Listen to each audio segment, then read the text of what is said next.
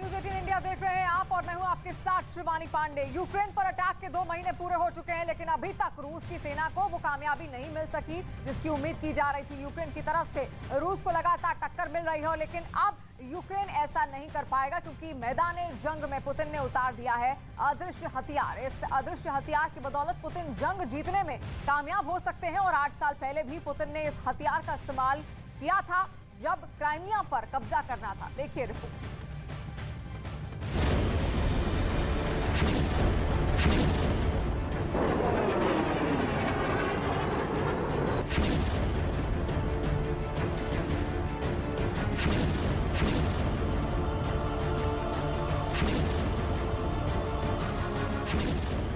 न बम,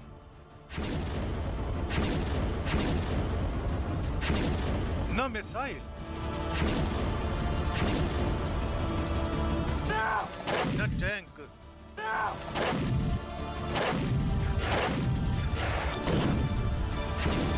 और न ही रॉकेट लॉन्चर।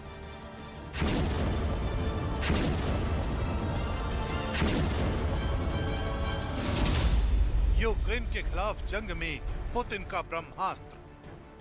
यूक्रेन के खिलाफ जंग में पुतिन ने ऐसे हथियार को उतार दिया है जो 2 महीने से चल रही जंग को अंजाम तक पहुंचा देगा। ज़ेलेंस्की की सेना इस हथियार से कंफ्यूज हो जाएगी और जंग में रूस की सेना हावी हो जाएगी। दावा किया जा रहा है कि इस ब्रह्मास्त्र से रूस को यूक्रेन पर वैसी ही जीत मिलेगी जैसी साल 2014 में क्राइमिया में मिली थी। जंग में जैमर का ब्रह्मास्त्र। जैमर से जीतेंगे पुतिन, जैमर जिताएगा यूक्रेन। जी हाँ, R330 ZH ज़ितिल यानी जैमिंग कम्युनिकेशन स्टेशन, ये वही हथियार है जिसकी बदौलत रूस की सेना यूक्रेन को नाकोचने चबवा सकती है। इसी हथियार की बदौलत पूरे क्राइमिया की तरह यूक्रेन में रूस का झंडा फहराने की साजिश रच रहा है। R330 ZH ज़ितिल जैमिंग कम्युनिकेशन स्टेशन ऐसा ब्रह्मास्त्र है जिसके बूते रूस सैटेलाइट और मोबाइल फोन ठप कर सकता है, यूक्रेन की सेना को असहाय कर सकता है। जैमिंग कम्युनिकेशन सिस्टम ठीक उसी फ्रीक्वेंसी में सिग्नल छोड़ता है जिस फ्रीक्वेंसी में सैटेलाइट ऑपरेट करता है। इससे दुश्मन का सैटेलाइट कंफ्यूज हो जाता है कि कौन सा असल सिग्नल है और कौन सा दुश्मन का भेजा सिग्नल, और वो ठीक तरह से काम नहीं कर पाता। इसी जैमर सिस्टम का इस्तेमाल करके रूस ने साल 2014 में क्राइमिया पर कब्जा किया था। यह हथियार इतना कारगर है कि खुद अमेरिकी सेना की स्पेस सर्विस ब्रांच भी मान चुकी है कि रूस यूक्रेन में जीपीएस के सैटेलाइट के सिग्नल जैम कर रहा है। दावा है कि इसी वजह से यूक्रेन में जीपीएस के इस्तेमाल में दिक्कतें आ रही हैं। आपको बताते हैं कि जीपीएस क्या है, किसका है और ये कैसे काम करता है।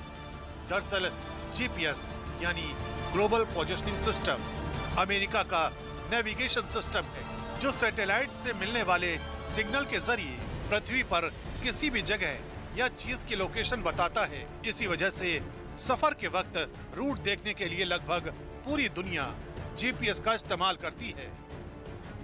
अमेरिका के इसी जीपीएस का इस्तेमाल यूक्रेन की सेना कर रही है, वो चाहे आसमान में ड्रोन उड़ाना हो या फिर जमीन पर मिसाइल लॉन्चर चलाना हो। जीपीएस के बिना उसके लिए रूस को जवाब देना मुमकिन ही नहीं। यानी अगर जीपीएस काम न करे तो यूक्रेन की सेना पूरी तरह लाचार और बेबस हो सकती है। मजबूरी में उसके सारे के सारे हथियार धरे के धरे रह जाएंगे। और खबर है कि रूस यूक्रेन में अपना जैमिंग कम्युनिकेशन स्टेशन इस्तेमाल करके जीपीएस को ही जैम कर रहा है ताकि यूक्रेन की सेना उसका मुकाबला ही न कर सके। मतलब ये कि पुतिन का ये जैमर युद्ध में ब्रह्मास्त्र साबित हो सकता है।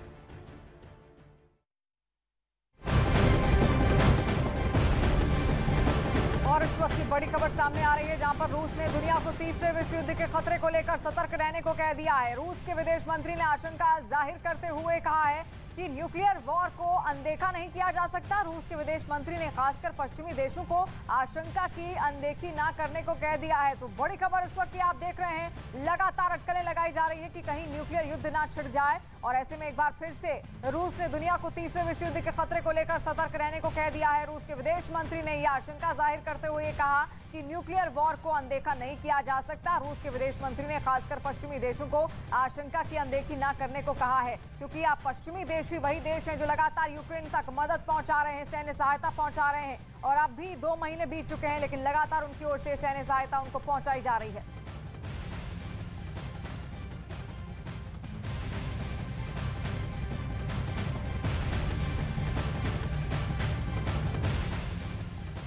और वहीं यूक्रेन पर रूस के हमले को 2 महीने से ज्यादा का वक्त हो गया है। इस दौरान रूस ने यूक्रेन के कई